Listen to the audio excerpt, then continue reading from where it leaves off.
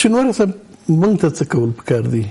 موږ نه زما هدف دا ټک نه نیولې تر ټول دغه ملت چې پروت دی د حکومت نه نیولې تر ما او تا پورې.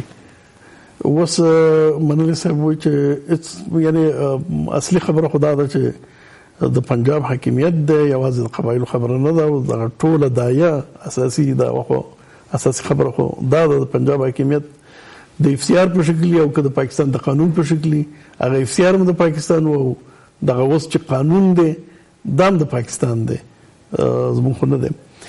نو اوس دغه وضعیت سره کول څه پکار دي؟ موږ ته ټولو ته دغه ملت ته حکومت ته کول څه پکار دي؟ ګوره د قبایلو د خیبر پښتونخوا یا د کوزو پښتنو ترمنځ یو فرق و چې هغه په منځ کې دا پاتې شوی و. زه منل صاحب ته ډېر احترام لرم ولې په دې خبره کې موافق نه یم ورسره. قبایلو کې تر ننه پورې د انګریز قانونو کله چې پاکستان جوړېده او جواهرلال نهرو او هغه د تورخام د لارې راغلو په باب خیبر باندې قبایلي مشران ورته راغونډو، قائد اعظم سره دا فیصله وکړه چې د قبایلو همدغه آزاد حیثیت قانون به په خپل ځای باندې او قائد اعظم هم دا ورسره منلې. دا په تاریخ کې پرته خبره.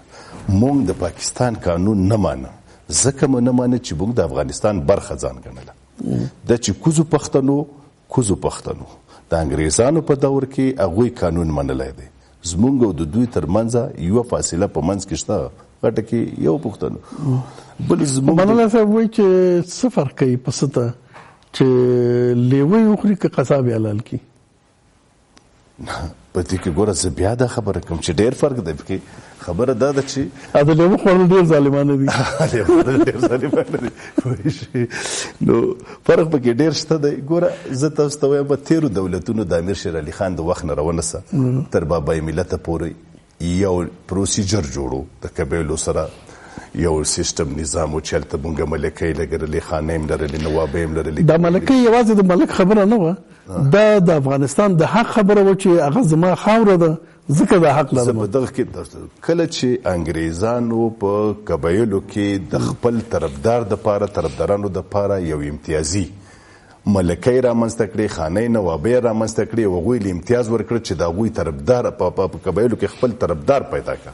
په همدې ډول باندې د وخت حکومت هم همغسې امتیازونه ورکړه چې دا حق د انګریز سره نه چې انګریز د مثلا په قبایلي سیمه کې نواب ولري، خان د ولري، ملک د ولري، ولې زموږ د افغانستان د دولت ته نه. دا د هغه وخت نه دا سلسله راشورې شوې وه تر اخر وخته پورې وه، ولې تر ډاکټر صاحب وخته پورې وه. زه تاسو ته په ډاډه ویلی شم چې د تېرو دولتونو په وخت کې د قبایلو دپاره پالیسي سازي ادارې وې، په لوړ مقام کې وې، ریاست جمهوري کې وې. هغوی د قبایلو دپاره پالیسي جوړوله، ټول ارګانونو ته به هغه توضیح کېدله چې قبایلو سره موږ څه سیاست وکړو، د کوزو پښتنو دپاره څه سیاست. بدبختانه په دغه دوره کې د مجاهدینو راتګ نه راپس دا نظام د منځه ختم شوی دی. قبایلو ته توجه نه ده شوې. قبایل تاسو وګورئ 20 میلیونه مجموعاً د دایې ته توجه نه ده شوې. نه دا اوس خبره درته کړم، دا اوس هم نشته، اوس خبره زه راځم. دا وزیري صاحب خبره وکړه. وره قبایلو ته د مجاهدینو په وخت کې یعنی بیخي د پامه وغورځول شو په داسې حالاتو کې چې دلته کله د کرزي صاحب حکومت راغی، نړیوال قوتونه راغله، په کار دا و چې مونږ شدت ډېر زیات کړی وی، کوزو پښتنو سره روابط ډېر زیات کړي وی. دغه نړیوال ځواکونه چې راغلي وو د ویل کېږي چې پاکستان ته دا امتیاز ورکړی و چې په دغه مسله کې د پاکستان برلاسي ساتل کېږي. داسې ده. زه راځم همدم درته واضح کوم. تاسو وګورئ چې کله روسیان افغانستان ته راغلي وو، هغوی د کوزو پښتنو نه ډېره په کلکه باندې ملاتړ کړه. افغانستان حکومت یعنی ډېر په جدي توګه باندې د قبایلو دپاره اوس موږ ته څه کول پکار دي؟ اوس موږ ته څه کول پکار دي؟ اوس د هر څه ښه وشول. دا دی منلی صاحب ناست دی. ګوره مونږ د قبایلو دپاره یوه اداره د سرحدونو او قبایلو چارو وزارت چې دا باید د قبایلو مشرانو د قبایلو په کلتوري، اجتماعي، سیاسي، فرهنګي چارو کې ټولو کې دا وزارت فعالیت وکړي. دې وزارت فعالیت چې فلج دی د کرزي صاحب دورې نه راوخله په داوود اشرف غني په دور کې خو بیخي فلج دی. هیڅ یوه هغه امتیازات او هغه چې مشرانو دپاره هیڅ نشته، ختم کړه د منځه. ما په خپله ویلي دي پاس مقاماتو ته دې ته باید چې توجه وشي. ګوره په تېر نظام کې بیا زه یو مثال راځم. مونږ دلته 300 علماو کمیټه لرله د 2 ایجنسیو، مونږ 1500 قومي مشران لرله. دا د پاکستان دپاره سیاسي فشار و. کلام پاکستان فوج دا قوت دا نشو کړی جرأت چې قبایلي سیمې ته راننوځي. دلته 1500 مشران ناستو د قبایلو، دلته چې کوم دی 300 علما ناستو. هغوی پوهېده چې دا خلک د زموږ په مقابل کې راپورته کوي. کله چې دا سیستم د منځه لاړ، پاکستان فوجیانو ډېر په اسانۍ سره هر څه وشول لکه دا څنګه چې روان. بل زه یو بله خبره کړم. قبایلي سیمه په مدني لحاظ باندې د افغانستان نه کمه نه ده. تاسو ګورئ یو وزیرستان کې 50 کالو خالی چې کوم دی کفر دی، یعنی مس دی. په وزیرستان کې تیل دی، ګرومایټ دی، طلا ده. قبایلي سیمه مدنیاتو نه خالی نه ده. پاکستان فوج ګوره تاسو ګورئ په وزیرستان کې 50,000 دکانونه او تجارتي مارکیټونه او کورونه ولې وران کړل. دا سیمه مدني ده. صحیح ده. شینواری صاحب بالکل دا خبره خو درسته ده. ډېر قیمتي معدنیات شته ده چې بیخي وچه دښتې او هېڅ هم پکې نه وي. زمونږ د وطن زمونږ د ناموس برخه ده، زمونږ د ناموس برخه ده. مونږ ته سره ضرر وي. بخښنه غواړم دې راځم. اوس څه کړل پکار دي؟ پکار ده چې افغانستان دولت بالکل په کلکه باندې ودرېږي د کوزو پښتنو سره، ځکه چې قبایلو ته هغه سیاسي حق نه دی ورکړل شوی چې دوی راګیري کړی وای، دوی نه ټول پوښتنه شوی چې تاسو څه کړل پکار دی. یعنی په دې برخه کې باید چې په نړیواله سطح باندې افغانستان دولت دا خبره راپورته کړه، په پاکستان باندې فشار راوړي، په څیر باندې غلی کېنني. د قبایلو ته ګوره، قبایلو ته توجه وکړه، د تیرو دولتونو په څیر باندې پالیسي سازي ادارې ورته جوړې کړه. دویم په پارلمان کې که شتون ونه لري خالی چوکۍ خو د یو لس د قبایلو دپاره کېږي. صحیح، مننه. وزیر صاحب تاسو مخکې ویلې چې خلکو نه پوښتنه نه ده شوې، د خلکو د پوښتنې رضا نه بغیر یو هغه په قبضې باندې قبضه ده. استعمار حاکمیت خو مخکې نه مو اوسې دغه شکل باندې کوم. ځینې خلک داسې تحلیل هم کوي چې د پښتون ژغورنې کوم غورځنګ چې هلته پیدا شوی دی، منظور پښتین چې کومه داعیه روانه کړې ده، د هغې ته د ضرر رسولو په خاطر باندې دا کار شوی دی. د پښتنو منځ کې چې اوس دا کومه ویښتابه پیدا شوې ده، اوس کوم دغه مقاومت پیدا شوی دی، خصوصا منظور پښتون په محور باندې، په هغه باندې به څه اغېزه وکړي؟ په دې کې دوی یو څو هدفونه لري. یو خو د تاسو د خبرې سره زه پوره اتفاق کوم چې دوی د وخت کې پښتانه راجګ شوي دي او فوج ته، پاکستان فوج ته خپل چې کوم ګناهونه دي دواړو خواو ته د کرښې هغه ورته په ګوته کوي او په نړیواله کچه باندې بربنډ کو، نو سترګې کې ورته سترګې اچوي. نو یو خو دا خبره ده. اوس مونږ چې د خیبر پښتونخوا طرف ته دا قبایلي سیمې راواچولې، نو اوس به دوی هم دا دلیل وایي چې خدا دغه د تاسو پوه شو پېښور پوه شه، او مقصد دا دی چې هغه فوج چې کوم دی د خپل ځان نه ډس چې کوم دی که نه د هغه پېښور طرف ته دوی مراکش کوي. او بله خبره دا ده چې د بنیادي خبره چې کومه ده چې د دې په شا باندې اصل بنیادي فلسفات څه ده، چې د دومره لوی پنجاب او مثال چې مخکې به چا دا خبره هم کوله، نو داسې به ته غادار شولې، ته به کافر شولې، ته به ایجنټ شولې.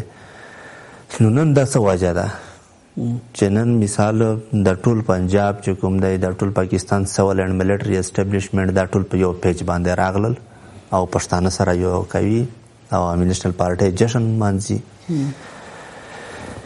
په پاکستان کې یو ذهن جوړ شوی دی، هم په هر لیول باندې سیول ملیټري اسټابلیشمنټ سیاسیونو کې که څوک نیشنلیست خلک دي، که پښتانه دي، که بلوچان دي، که سندیان دي، که پنجابیان دي، که جماعت اسلامي ده، دا ټول په یو خوله باندې په دې شي باندې اتفاق شوي دي چې پاکستان کو په کوم ټریک باندې روان دی، په نتیجه کې سبا ته امریکا یا نړیوال قوتونه چې کوم دي د دې خطر روان دي. دا به وشي یا به ونه شي، خو یو پرسپشن هلته دا یو شی ذهنیت یو هلته دا موجود دی، دا ویره موجوده ده چې دا قوتونه را روان دي. مثال اول فیس کې دوی امکان لري چې قبایلي سیمې ته را داخل شي یا ټولې پښتنې سیمې شوې، مثال بلوچستان شو، نو بیا چې ځل دا قوتونه را داخل شي نو بیا بیرته دا علاقې د دا سیمې چې کوم دي دا بیا پاکستان ته نه پرېږدي، بیا به دا سیمې چې کوم دي بیرته یا ډیورنډ لاین ریویزیټینګ به کېږي، افغانستان ته به خپل چې کوم د یو شای حق به ور تسلیمیږي او یا به دلته آزاد سټیټس چې کوم دي که نه هغه شی به جوړېږي. دوی سره دا ویره ده.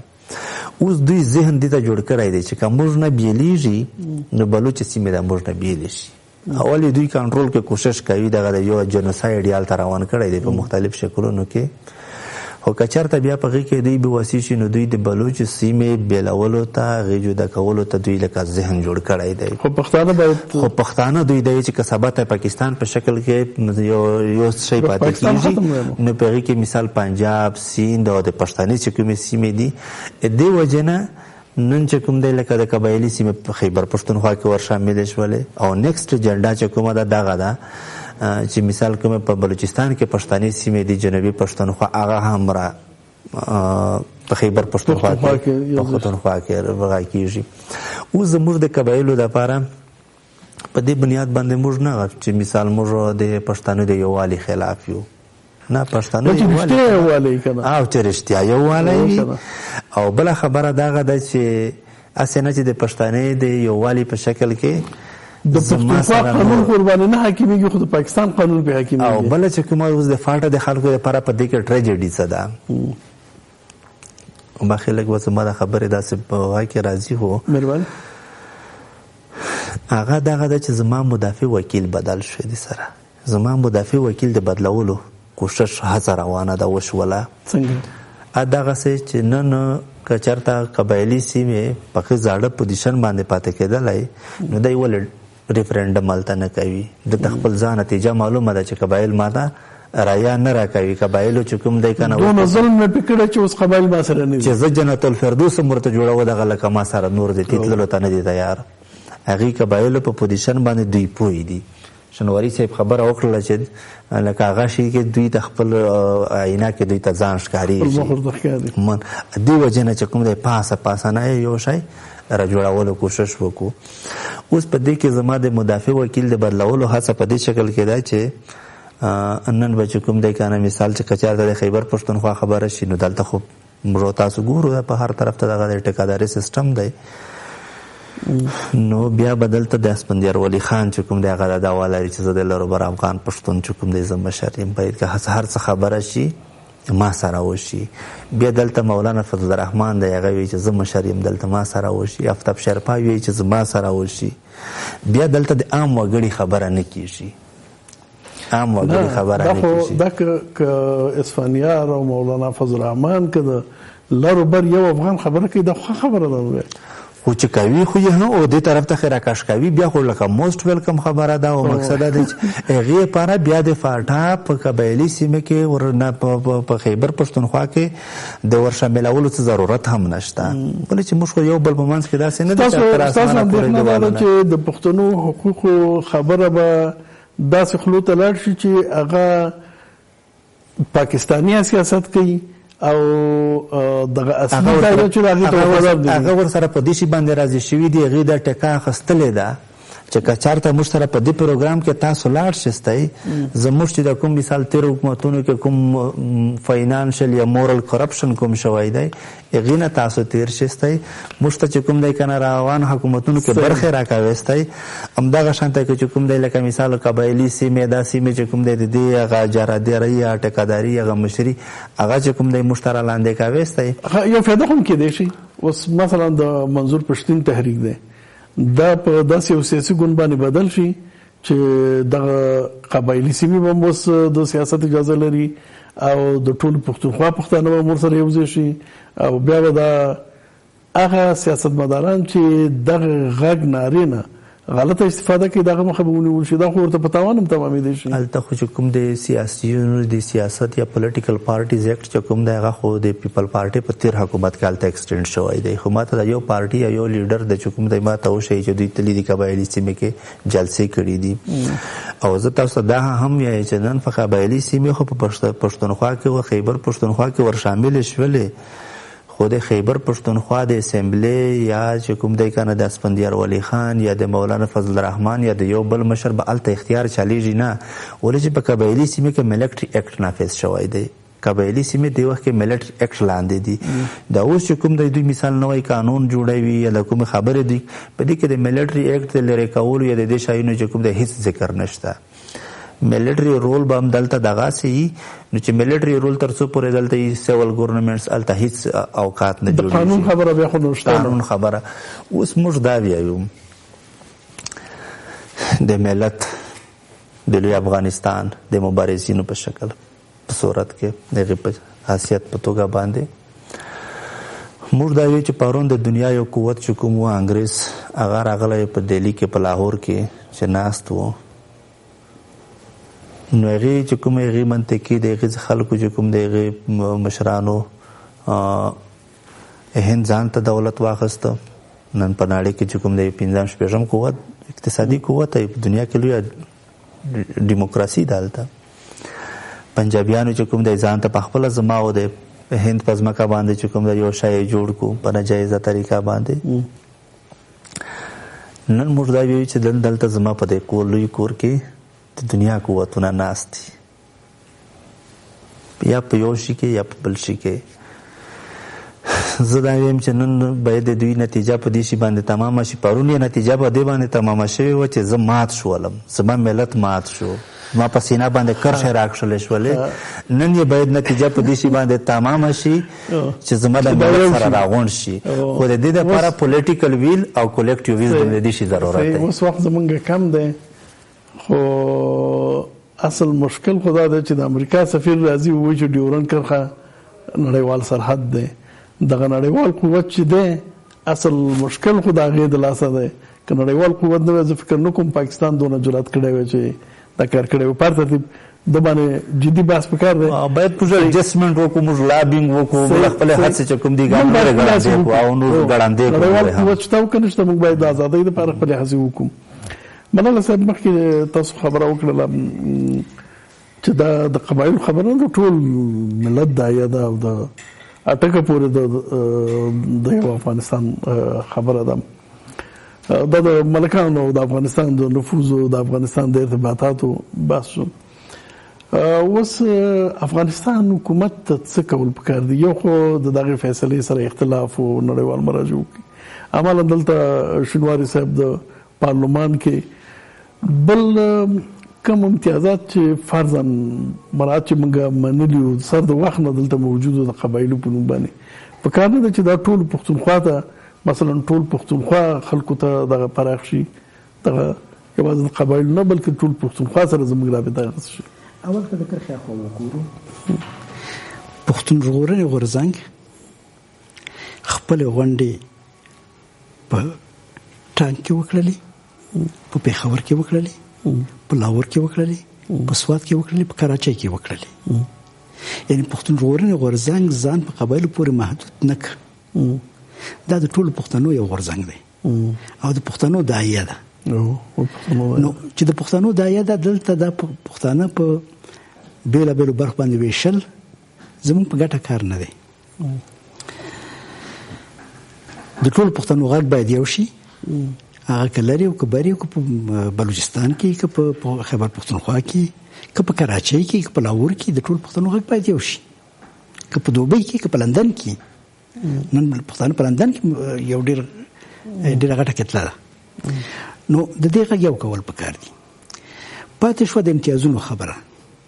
له بده مرغه په دې 40 کلن تاریخ کې هغه امتیازونه تش په نامه امتیازونه وو، یو څو مفتخرو ته ورکول کېدل، د ولسونو په درد نه خوړل کېدل. نو نن په کار ده چې موږ داسې یو سیاست غوره کړو چې واقعا ولس محوره واوسي. د ولس لپاره څه وکړو؟ څه کولی شو؟ څو کارونه کولی شو؟ اول د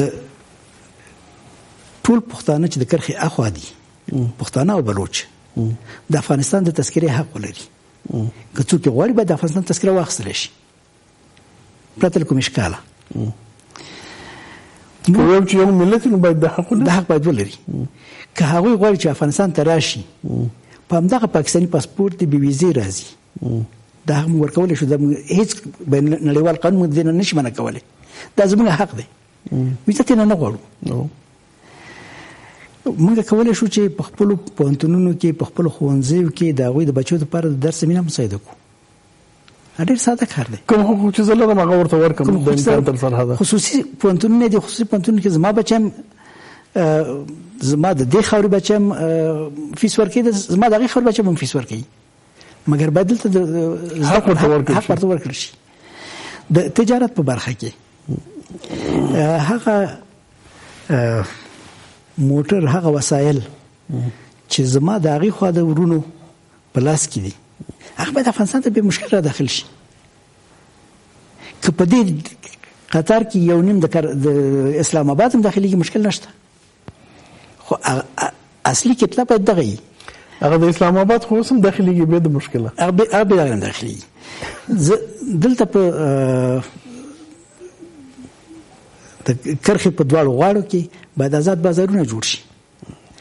مونږ باید په مشترک سیاسي حرکتونو جوړېدو برکت چې مشترک سیاسي حرکتونه جوړ دي. د پښتون ژغورنې غورځنګ پرلت په کابل کې وشو، د افغانستان په 21 ولایتونو کې وشو او ختم وشو. دا یو مشترک سیاسي حرکت دی، مدني سیاسي حرکت دی، دا جوړ دي. نو اوس د دې لپاره یو څه عملي اقدامات پکار دي چې د حکومت په سطح باندې وشي.